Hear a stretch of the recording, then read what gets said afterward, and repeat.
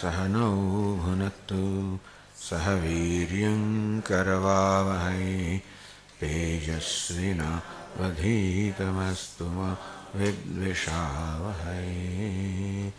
Om Shanti Shanti Shanti.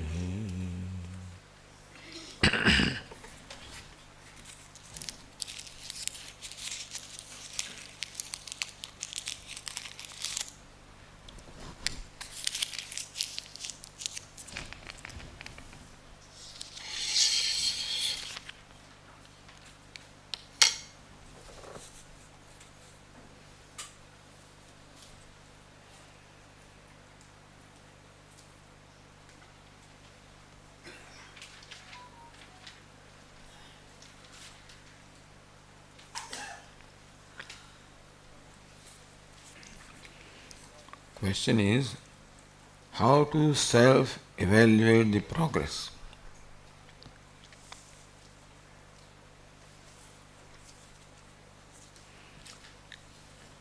In fact,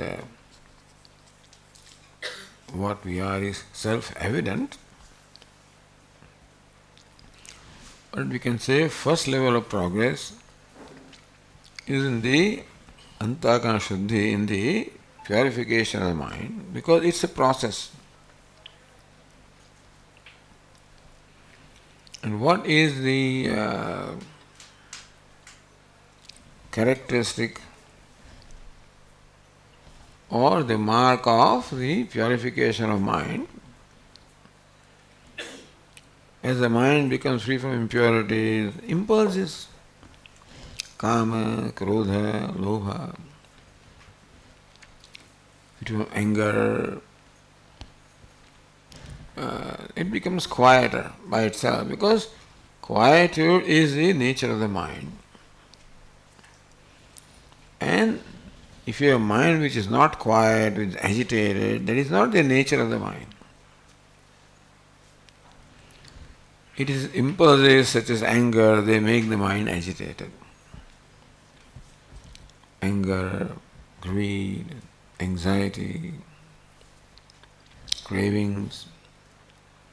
So these are the things that create agitations in mind. They're not nature of the mind, they're all incidental, meaning that they come and go. Anger also is incidental, greed, any impulse is incidental, not the nature of mind. And therefore we can remove that. Just as water, the nature of water is purity. If there is dirt in water, it is not the nature of water. And then we can remove the dirt, which is not its nature. So also likes and dislikes are the nature of the mind. We are not greedy people, angry, that's not our nature. By nature, each one of us is a kind, good, beautiful person. By nature, each one of us is a kind, beautiful, loving person. But these intruders, like anger or greed, they are intruders. They are not our residents, intruders. But sometimes the intruders, they ring the bell and you let them in and they just take over. So these fellows have as though taken over our mind. Looks like the mind is controlled by anger, controlled by jealousy, controlled by these negative feelings. So we may feel that that's the nature of mind. It is not. And since these are not nature, therefore we can remove them. And the rule is simple. By neutralizing them with the opposite, by the opposite vrittis, emotions, called pratipaksha bhavana. So we should be constantly doing this. Pratipaksha bhavana means deliberately taking the opposite or contrary position. See, let's say mind gets angry at someone. That is because mind has taken a position. Mind sees something in there somewhere which is intolerable, not acceptable to the mind. And so mind cannot tolerate. And therefore the opposite is to tolerate, accept, accommodate. So thus for every impulse there is a neutralizing factor, pratipaksha bhavana. So this famous story, the Prajapati, here we are talking about the creator, has three kinds of progeny. Devata, Deva, Danava, Manava. Deva, the gods who dwell in the heaven. In heaven, every object of pleasure is available and therefore they indulge. So, Devatas, because they get what they want, turn into indulge. So, indulgence is the problem with Devatas. Indulgence means that we cannot control our mind. Say chocolate candy, you just cannot control the mind. Therefore, you have to, before you realize, you put it in your mouth. That is called craving. So Devatas, since they have all objects of pleasure, therefore this craving is there, one of their tendencies. The Danavas, they live in the Patala, netherworld, and they are fighting always. Cruelty is their nature. And Manava, human beings, are greedy by nature. Greed means that I am not satisfied with what I have and I cannot part with what I have. Usually, greed is explained as inability to part with what we have. Even inability to give. So, Deva, Danava, Manava. Devatas characterized by craving called kama. Danavas by cruelty called krodha. Manavas by greed called lobha. So once upon a time, these three decided to go to Prajapati. He is a great teacher. Like our Chandogya saying Prajapati. So Devatas, Danavas, Manavas went to Brahmaloka, which is the loka of Prajapati.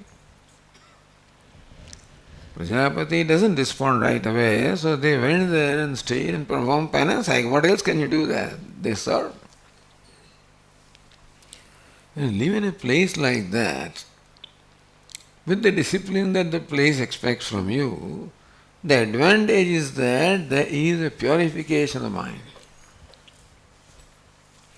Because the atmosphere is like that, food is like that, whole environment is like that.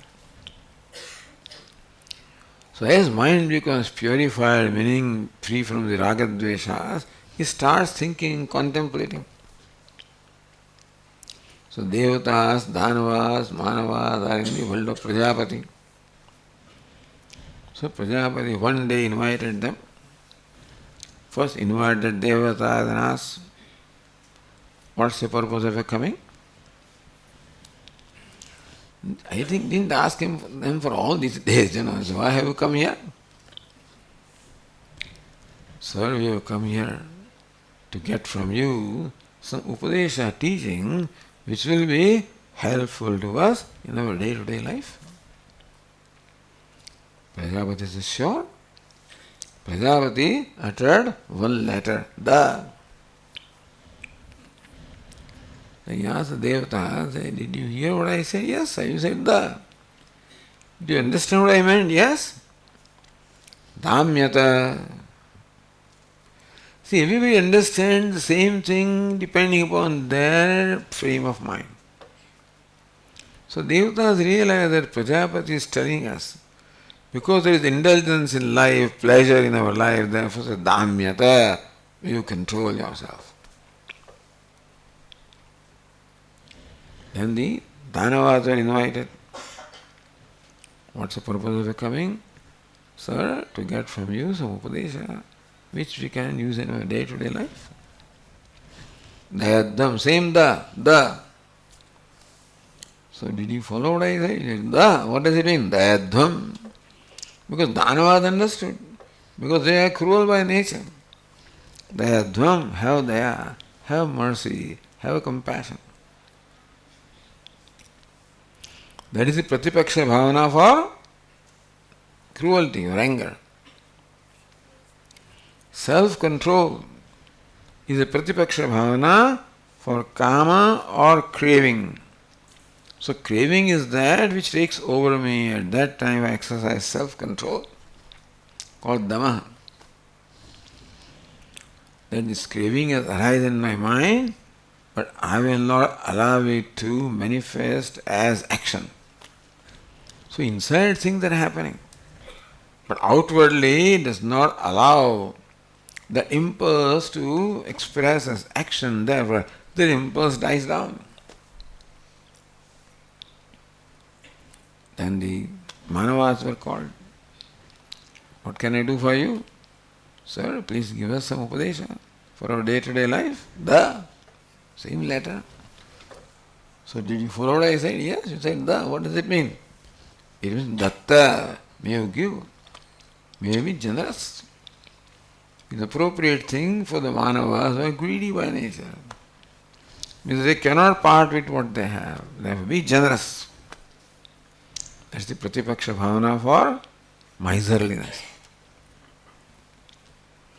So, Danena Adanam Tara. Puja Swami is very I'm fond of reciting this mantra from Samaveda. Akrodena Krodham Tara. Danena Adanam Tara. What is Adanam? Adanam, as Swami said, is incapacity to give. I have, but somehow I just cannot give. When it comes to giving, I see a beggar and my mind thinks that I should give something. My hand goes to pocket and let me give him 5 rupees. By the time the hand goes to pocket, it becomes 1 rupee. By the time it comes out, it becomes 50 paisa. But then give him something 25 paisa,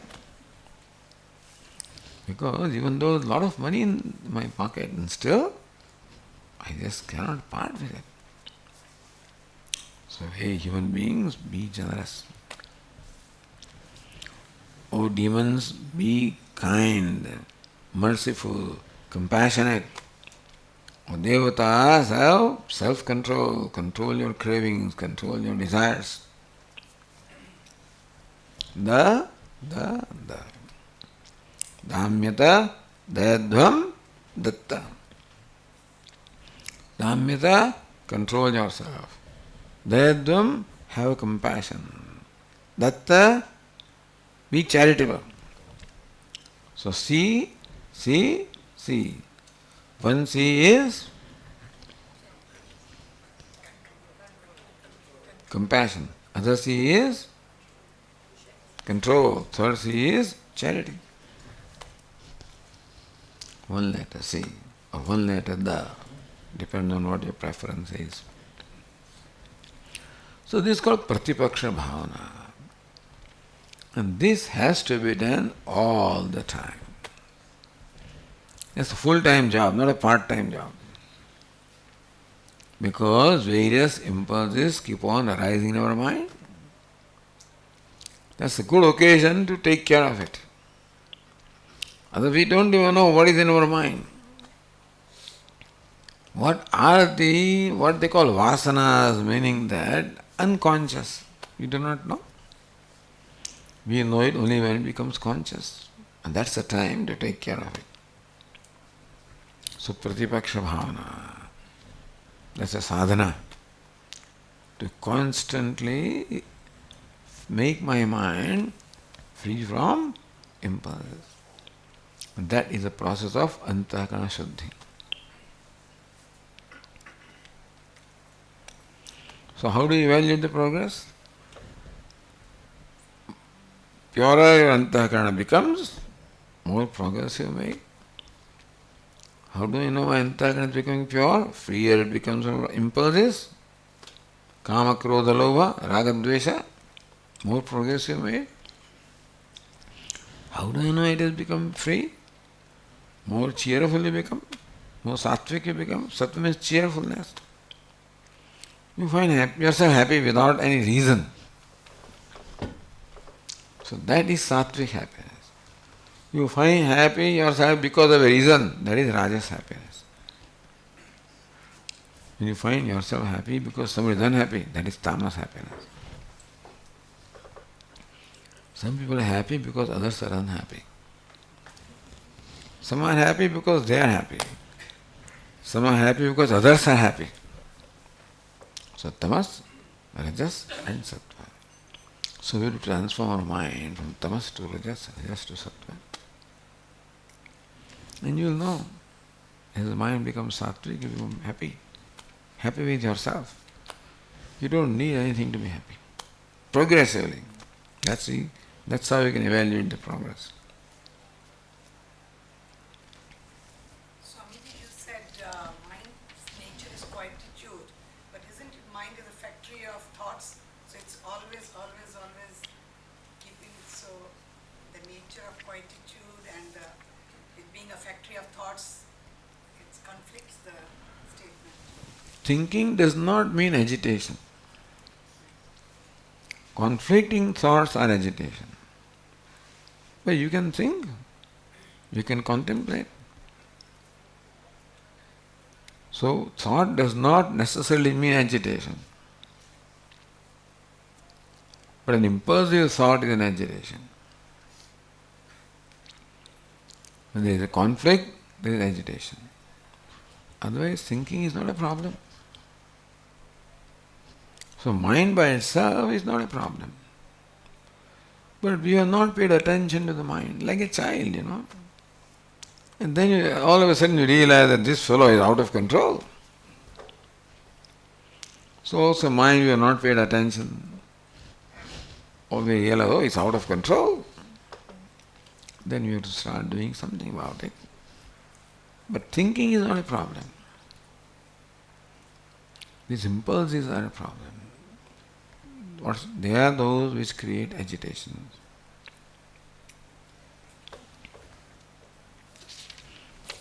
Then there is the second question, what are the possible pitfalls, stagnation points, delusions?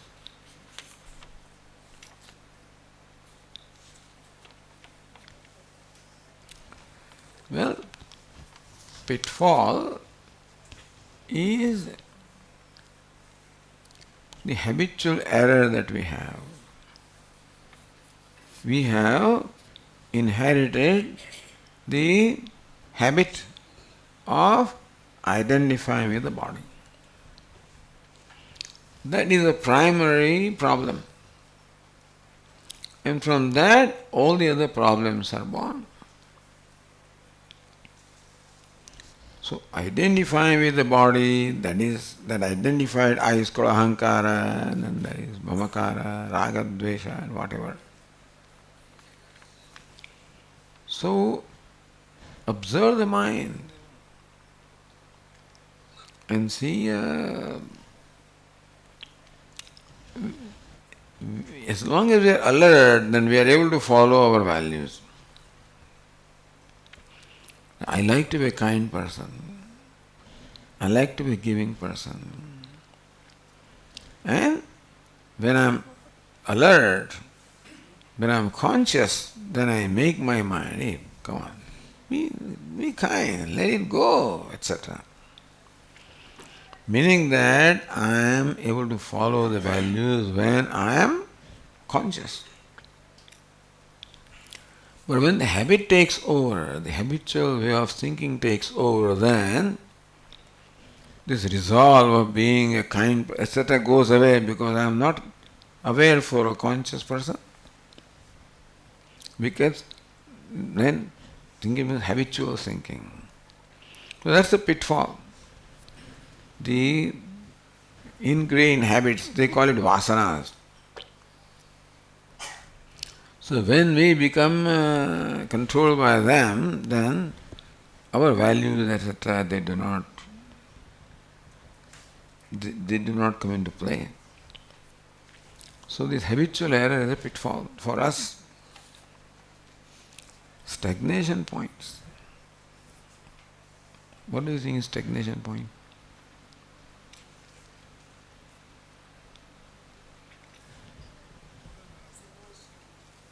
Hmm?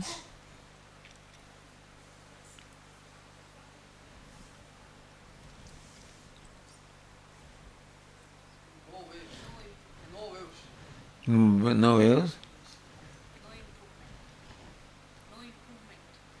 No improvement.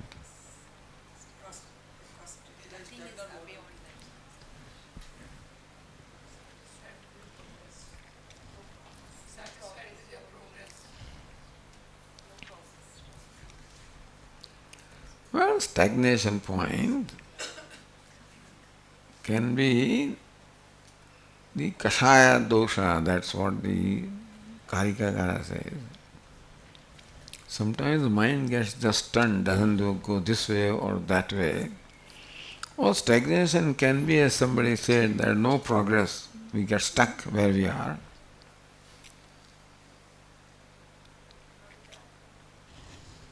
So what would that be? Ahankar.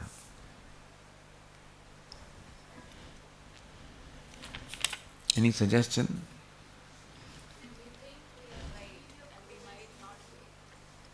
Mm-hmm. Yeah. Stagnation means that you get stuck.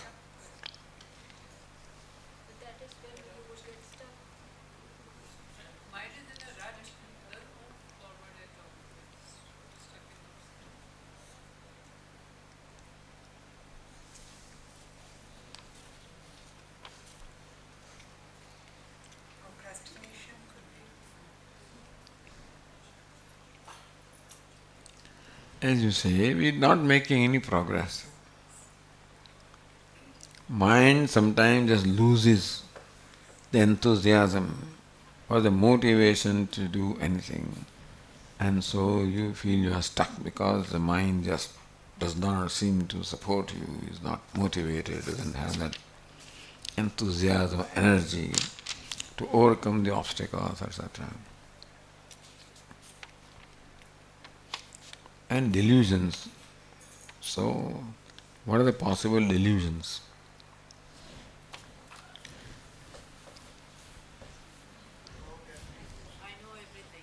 I know everything. Pardon me? Sometimes it mind or thought comes that life is meaningless, and because of that also mind is like gets stagnant. Stagnation point. Life is meaningless. Yeah. That's a more fundamental thing. Sometimes the thought comes again and again, like whenever you contemplate or like see in life, so again and again the thought comes in. Maybe because of that, sometimes, like you said, mind gets stuck. It doesn't support, and we feel that we are stuck, or mind is stuck. Swamiji, stagnation, the classic case of Indra and Virochana. The reason is the wrong expectation from that. So they go on, beyond that they do not know where to go. So this is a classic case. Many of us do that, Swamiji.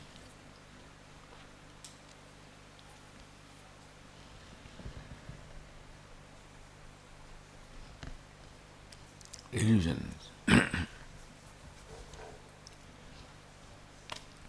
I guess you can make your own meanings,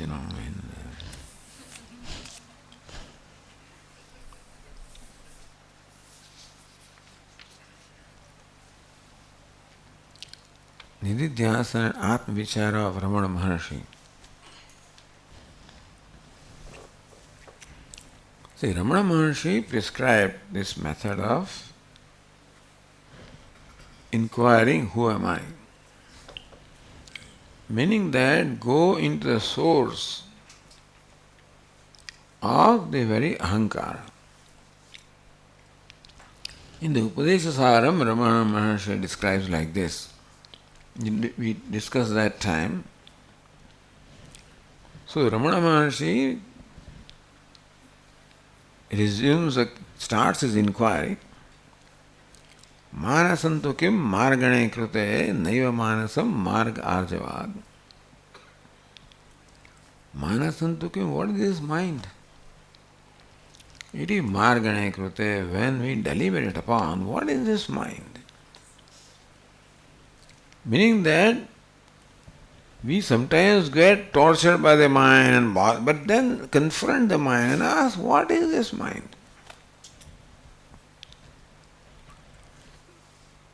Then mind is nothing but flow of thoughts, as you said. All the thoughts can be divided into two categories of thoughts. Vrittestu aham vrittimasita. Vrittayo mano, he says, vrittaya manaha. What is manaha? Mind. Vrittaya, the thoughts. On the thoughts, there are two kinds. One is all idam vrittaya to aham vrittim. The idam vritti and aham vritti. Subject and object. Subject thought and object thought. Of these two also, the object thought is dependent upon subject thought. The idam vritti is dependent upon aham vritti. So primary vritti in the mind is aham vritti. So what is mind? Aham vritti. Ahankara is mind.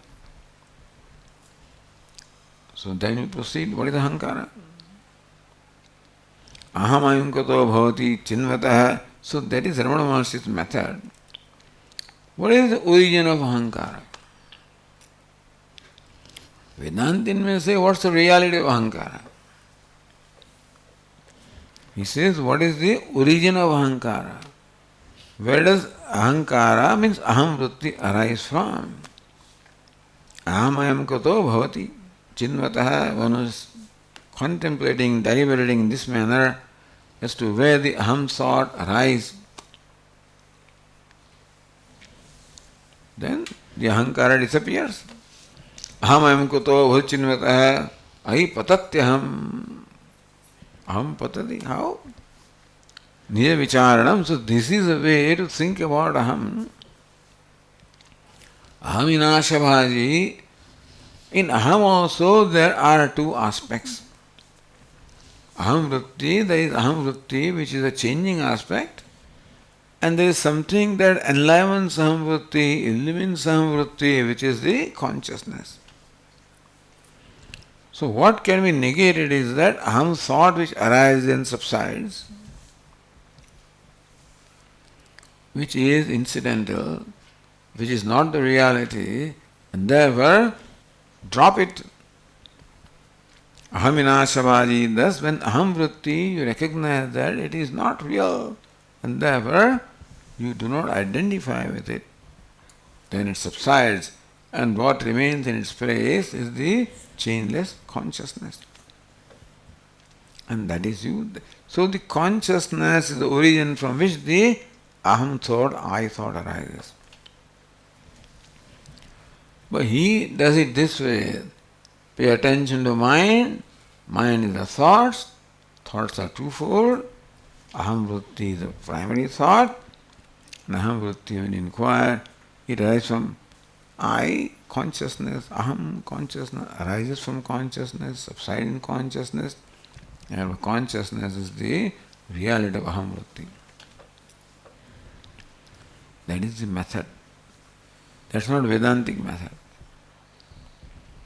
We said this morning, Vedanta does not ask who am I. Vedanta starts with saying I am Brahman. Because Vedanta looks upon Upanishad as the very Pramanam, and Upanishad says you are a Brahman. So I do not question Upanishad. I then ask myself, how do I say that I am a Jiva? So that's how Vedantin inquiry is. Not who am I? I am Brahman.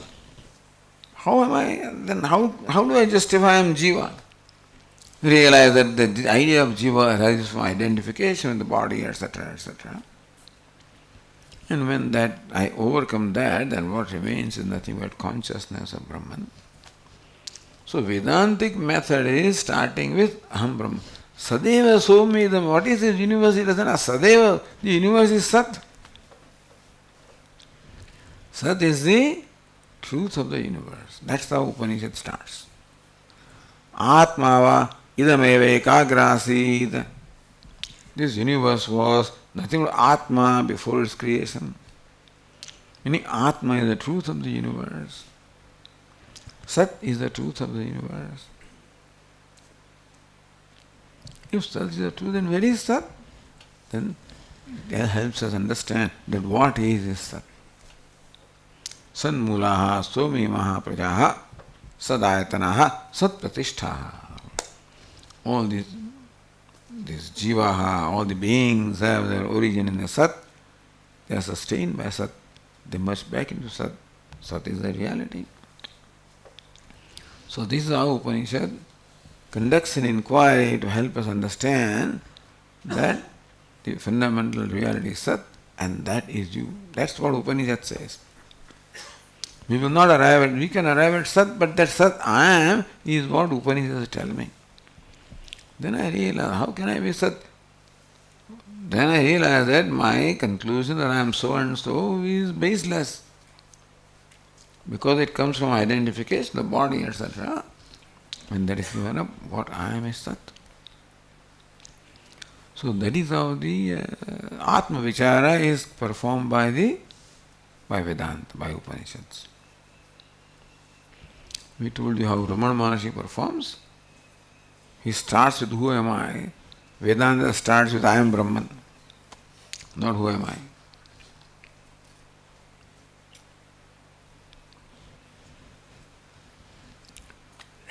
Any other questions?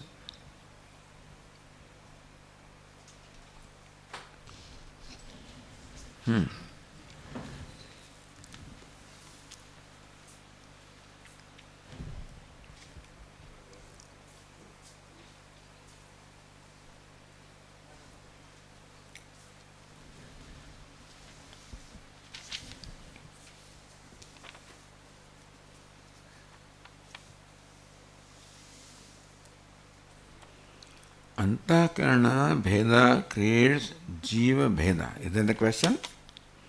Antakarana Bheda creates Jiva Bheda?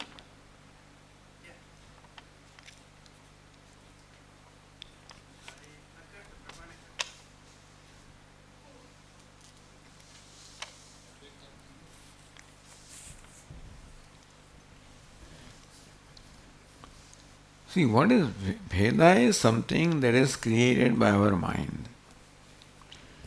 Bheda means mutual exclusion. That you are different and I am different. This is what our mind creates. From what Upanishad says, there is no such thing as Bheda. There is nothing that separates you. What is the separating line from you and I?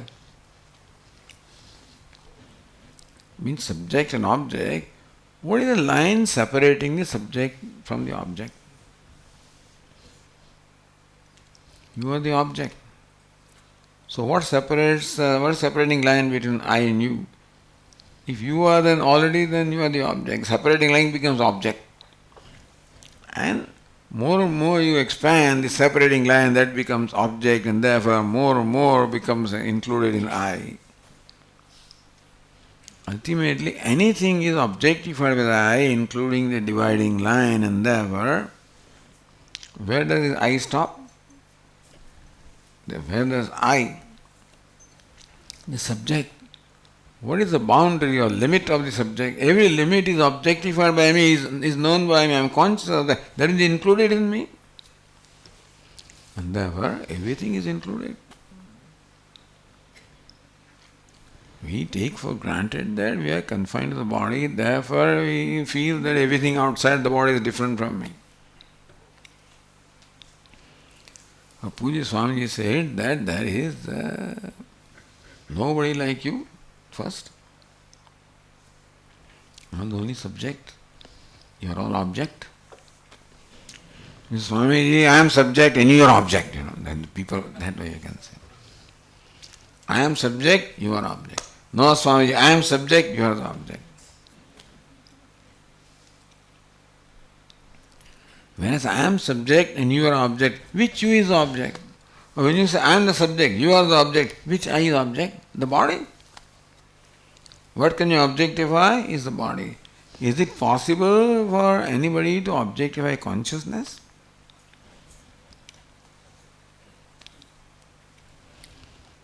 And therefore, where do I stop and where do you begin? I am consciousness. Where do I stop? You are conscious. Where do you begin? So really speaking, there is no dividing line, there is no division, there is no Veda.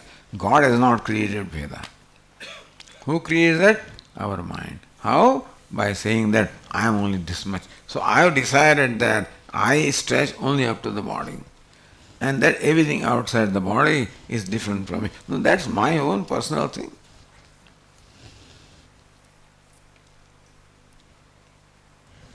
But if I do not restrict myself to the body, because body also is included as an object, right? So body cannot become bound to a line because that's also included. I am aware of that also. No, the whole universe, everything is included in the consciousness that is I. Therefore, there is nothing other than I. There is nobody like me. First, nobody like me. You are all object, I am subject. And secondly, what is subject includes everything. Nobody other than me. Nobody like me, nobody other than me. What is I? You can say, no, Swami, what is I? You can grant that. Because I has no dimension. So I has no confinement. Everybody uses I. I also use I. You also do. Mosquito also does. An ant also says I. In I, it's a universal thing. That I has no form, no dimension, no attributes. I, attributeless, formless.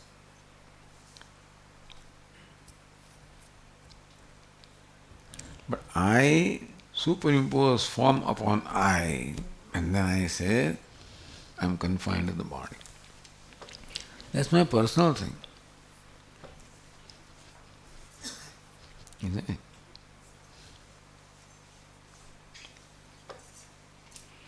So really speaking, I has no name, no form, because every name and form uses I, including mosquito and ants and everybody. So what is the size of I? Like a mosquito? Like an ant? Like a human being? Like an elephant? I has no dimension, no time, no place, no dimension. He is all pervasive, all inclusive. When you think it's like this. So that is how Bheda or division is something that is created by our mind. Swamiji, Ramana Maharishi always said one statement, it is always quoted in everywhere, that silence is truth and stillness is God. He's not there to explain, but what does he mean? Silence is truth, stillness is God. That's... You explain? I'm asking you, Swamiji.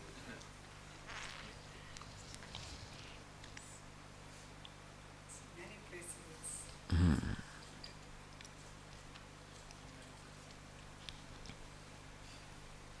Stillness is in the mind. Stillness is in the mind. And silence is? Nature. Silence is by nature. So stillness is what? And what is stillness is God? Yes, that's what it says. Silence is truth, stillness is God.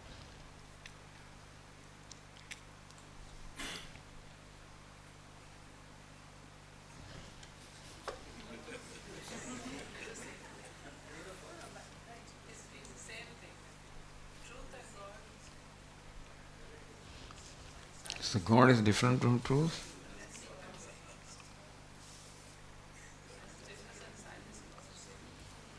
When Satyam Jnanam Anantam Brahma. So Satyam is called God.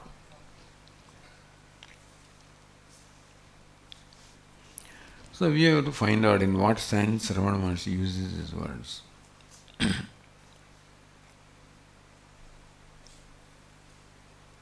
Okay, that seems to be all as far as questions are concerned.